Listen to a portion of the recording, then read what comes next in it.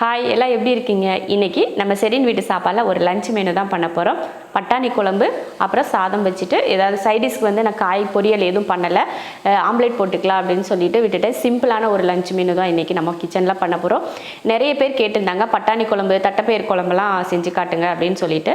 அதனால் இன்றைக்கி நம்ம பட்டாணி குழம்பு எப்படி பண்ணலாம் அப்படிங்கிறத தான் பார்க்க போகிறோம். நான் வந்து பச்சை பட்டாணியை ஒரு 8 மணி நேரத்துக்கு முன்னாடியே ஊற வச்சுட்டேன். அந்த ஊற வச்சு எடுத்து இப்போ வேக வச்சு எடுத்துட்டேன். பாருங்கள், அந்த குக்கரில் போட்டு 2 விசில் இல்லைன்னா 1 விசில் விட்டு ஆஃப் பண்ணிக்கோங்க. அதிகமாக விசில் விட்டிங்கன்னா பட்டாணி வந்து குழஞ்சு போயிடும். ஏன்னா நிறைய நேரம் ஊற வைக்கிறோம் பார்த்தீங்களா, அதனால குழஞ்சு போயிடும். அதனால ஒரு விசில் இல்லைன்னா 2 விசில் மட்டும் விட்டு எடுத்துக்கோங்க. அப்போ தான் நம்ம குழம்பு தாளித்து வேக வைக்கிறப்போ வெந்து வர்றப்போ ஓரளவுக்கு குழஞ்சு போகாமல் இருக்கும். எந்த பயிராக இருந்தாலுமே குழஞ்சு போயிடுச்சுன்னா டேஸ்ட் நல்லாவே இருக்காது. நல்லா வெந்திருந்தால் மட்டும் போதும், குலைவாக வேக வைக்க வேண்டாம். இப்போ வேக வச்சு எடுத்துட்டேன். இறக்கி வச்சுட்டு நம்ம மசாலா வறுத்து எடுத்துக்கலாம்.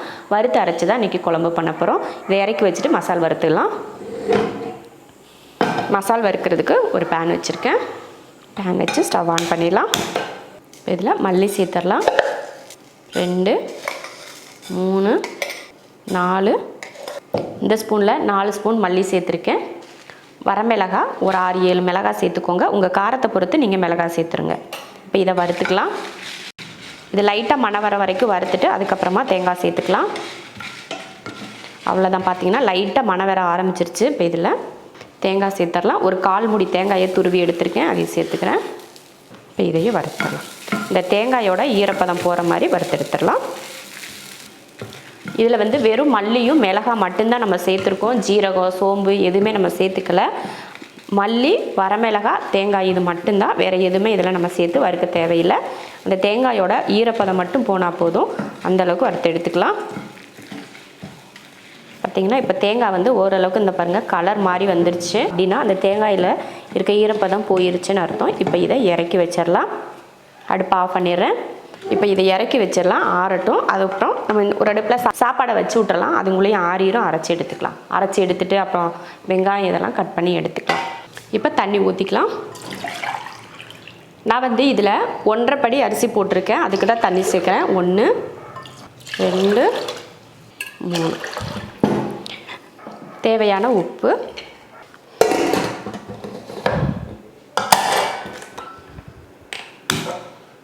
ஸ்டவ் ஆன் பண்ணி 3 விசில் விட்டு ஆஃப் பண்ணிக்கலாம். நம்ம சாப்பாடு வைக்கிறதுல ஒரு சிலருக்கு கொஞ்சம் டவுட் இருக்குது. நான் நேற்று கமெண்ட்டில் சொல்லியிருந்தாங்க. என்னென்னு கேட்டிங்கன்னா, நீங்கள் அரிசிக்கு வந்து தண்ணி வந்து ரொம்ப கம்மியாக இருக்கிற மாதிரி இருக்குது, உங்களுக்கு அந்த தண்ணி சரியாக இருக்குமா அப்படின்னு சொல்லி கேட்டிருந்தாங்க. இந்த படியில் பார்த்திங்கன்னா 1 போட்டிருந்தேன்னா 2 தண்ணி ஊற்றுவேன். அதே போல் இதில் 1.5 தான் அதிகபட்சம். இதில் 1.5 போடுவேன். போட்டேன்னா 3 படி தண்ணி சேர்த்துப்பேன். கரெக்டாக இருக்கும். நம்ம குக்கரில் செய்கிறப்ப வந்திங்கன்னா சாதம் வந்து உதிரியாக இருக்கணும் இல்லையா, அதனால தண்ணியோட அளவு வந்து கரெக்டான அளவில் தான் ஊற்றுவேன். எக்ஸ்ட்ரா தண்ணியெல்லாம் ஊற்ற வேண்டாம்னு சொல்லிட்டு. ஏன்னா நம்ம வீட்டில் குலைவாக சாதம் இருந்துச்சுன்னா யாருக்குமே பிடிக்காது. கொஞ்சம் சாதம் வந்து உதிரியாக இருந்தால் தான் எல்லாருக்கும் ரொம்ப பிடிக்கும். அப்படின்றதுனால கரெக்டான அளவில் தண்ணி சேர்த்துப்பேன். அப்புறம் இன்னொரு சிஸ்டர் கேட்டிருந்தாங்க, நீங்கள் ஏன் குக்கரில் வைக்கிற சாதத்துக்கெலாம் உப்பு போடுறீங்க அப்படின்னு சொல்லி கேட்டிருந்தாங்க. குக்கரில் வச்சாலும் வடித்தாலுமே நான் எப்போவுமே நம்ம வீட்டில் சாதத்துக்கு உப்பு போட்டு தான் செய்வோம். ஒரு சிலருக்கு வந்து சாதத்தில் உப்பு போடுறது பிடிக்காது. ஒரு சிலருக்கு சாதத்தில் உப்பு போட்டு சாப்பிட்டா தான் அந்த குழம்பு ஊற்றி சாப்பிட்றப்போ டேஸ்ட் நல்லாயிருக்கும் அப்படின்னு சொல்லிட்டு உப்பு போட்டுப்பாங்க.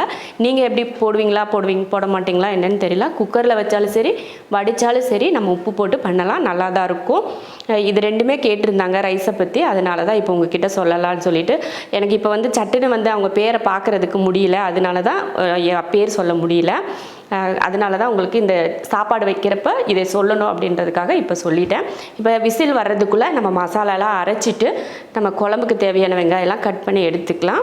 அதே போல் பார்த்திங்கன்னா நம்ம எப்போயுமே காரக்குழம்புக்கு வந்து சின்ன வெங்காயம் தான் யூஸ் பண்ணுவோம் இல்லையா, அதனால நான் சின்ன வெங்காயம் தான் எடுத்திருக்கேன். நல்லா குட்டியாக கட் பண்ணி எடுத்துக்கோங்க. பெரிய வெங்காயம் போடுறதுனாலும் பரவாயில்ல, அதையும் சின்னதாக கட் பண்ணி எடுத்துக்கோங்க. ரொம்ப பெருசாக போட்டிங்கன்னா வதங்கி வர்றப்போ வந்து சரியாக வதங்காது. பெருசாக அப்படியே முழுசாக தெரியும். அதனால் நல்லா பொடியாக கட் பண்ணி எடுத்துக்கோங்க. அப்புறம் குழம்புக்கு வந்து நான் எக்ஸ்ட்ரா வந்து கத்திரிக்காய் போடலாம், உருளைக்கிழங்கு போடலாம், முருங்கைக்காய் போடலாம்.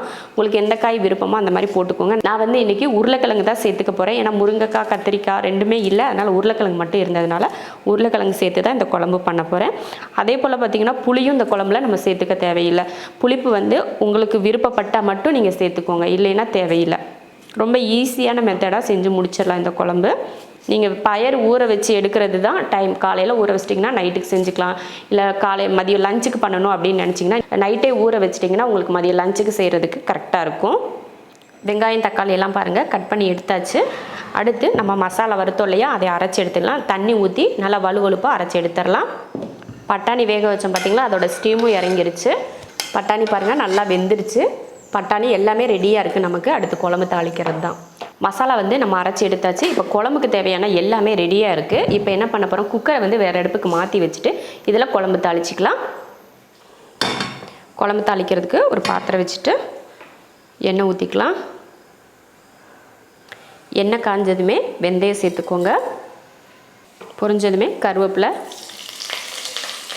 அடுத்து வெங்காயம் ஒரு 20-25 போல் சின்ன வெங்காயம் நான் போட்டிருக்கேன். நீங்கள் பெரிய வெங்காயம் போடுற மாதிரி இருந்தால் ஒரே ஒரு பெரிய வெங்காயம் சேர்த்துக்கோங்க போதும்.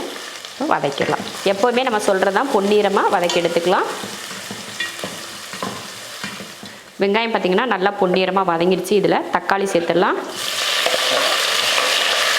3 தக்காளி சேர்த்துருக்கேன். அடுத்து ஒரு உருளைக்கிழங்கு வந்து 1. நீங்கள் கத்திரிக்காய் போடுறதுனா ஒரு 2-3 கத்திரிக்காய் கூட சேர்த்துக்கோங்க. இப்போ இதை நல்லா வதக்கி விட்டுறலாம்.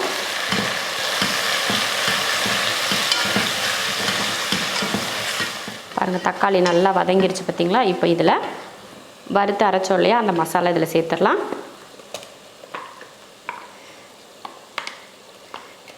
மசாலா போட்டுட்டு கலந்து விட்டுருங்க.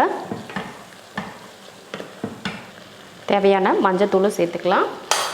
மஞ்சத்தூள் சேர்க்காமையே முன்னாடியே மஞ்சளாக தான் இருந்துச்சு, இருந்தாலும் மஞ்சத்தூள் சேர்த்தா தான் நல்லாயிருக்கும். அவ்வளோதான். இந்த மாதிரி கலந்து விட்டதுக்கப்புறம் நம்ம வேக வச்சோம் இல்லையா பட்டாணி, அதை அப்படியே அந்த தண்ணியோடையே இதில் சேர்த்துடலாம்.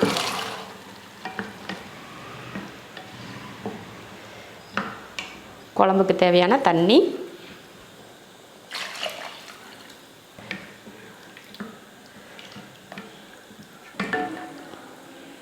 குழம்புக்கு தேவையான தண்ணியெல்லாம் ஊற்றியாச்சு. உப்பு போடுறது வந்து பார்த்துட்டு சேர்த்துக்கோங்க. ஏன்னா நம்ம பட்டாணி வேக வைக்கிறப்போ உப்பு போட்டு தானே வேக வச்சுருப்போம், அந்த தண்ணியோட தான் சேர்த்துருக்கோம்.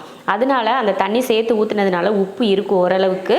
பத்தலைன்னா உப்பு சேர்த்துக்கோங்க. அளவுக்கு அதிகமாக நீங்கள் உப்பு சேர்த்துட்டீங்க அப்படின்னா சேர்க்க தேவையில்லை. பார்த்துட்டு உப்பு சேர்த்துக்கோங்க. நான் கொஞ்சம் உப்பு பத்தலை, கொஞ்சம் சேர்த்துக்கிறேன்.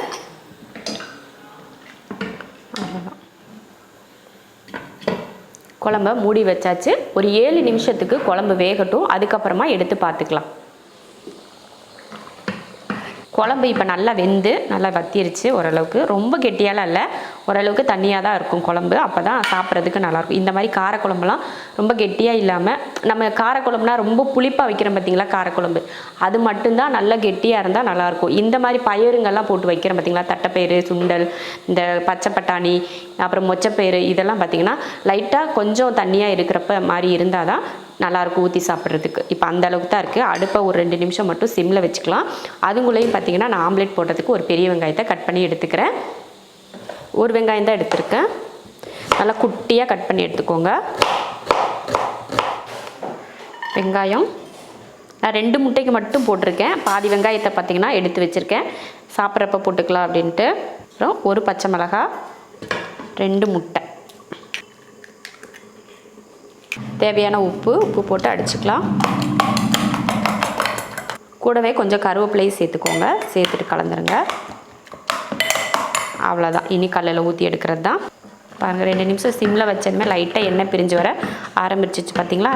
அவ்வளோதான், குழம்பு ரெடி ஆயிடுச்சு. இப்போ இறக்கி வச்சிடலாம். ஆம்லேட் போடுறதுக்கு தோசைக்கல் வச்சுருக்கேன். எண்ணெயும் ஊற்றிக்கலாம்.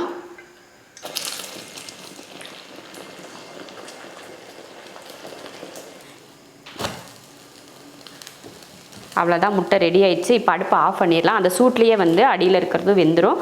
அவ்வளோதான், ஆஃப் பண்ணியாச்சு. சாதமும் ரெடி ஆயிடுச்சு, குழம்பும் ரெடி, ஆம்லேட்டும் ரெடி. சாப்பிட்றதுக்கு இப்போ சாப்பாடு எடுத்துடலாம். பட்டாணி குழம்பு, சாதம், அப்புறம் ஆம்லேட், சூப்பரான ஒரு சிம்பிளான ஒரு லஞ்ச் மெனு ரெடி ஆயிடுச்சு. நீங்களும் இது போல் செஞ்சு பார்த்துட்டு எப்படி இருக்குன்னு சொல்லிட்டு கமெண்ட்டில் சொல்லுங்கள். பிடிச்சிருந்தா லைக் பண்ணிவிட்டு ஷேர் பண்ணிவிட்டு நம்ம செரின் வீட்டு சாப்பாடு சேனலை சப்ஸ்கிரைப் பண்ணி மறக்காமல் அந்த பெல் ஐக்கானை கிளிக் பண்ணி வச்சுக்கோங்க. அப்போ தான் நோட்டிஃபிகேஷன் வரும். இப்போ சாப்பிட போகலாம். எனக்கு ரொம்ப பசிக்குது, சாப்பிட போகிறேன். தம்ப்நெயில் எடுக்க போய் ஆம்லேட் வந்து ஆறி போச்சு, அதனால இன்னொரு தடவை சூடு பண்ணி சாப்பிட போகிறேன்.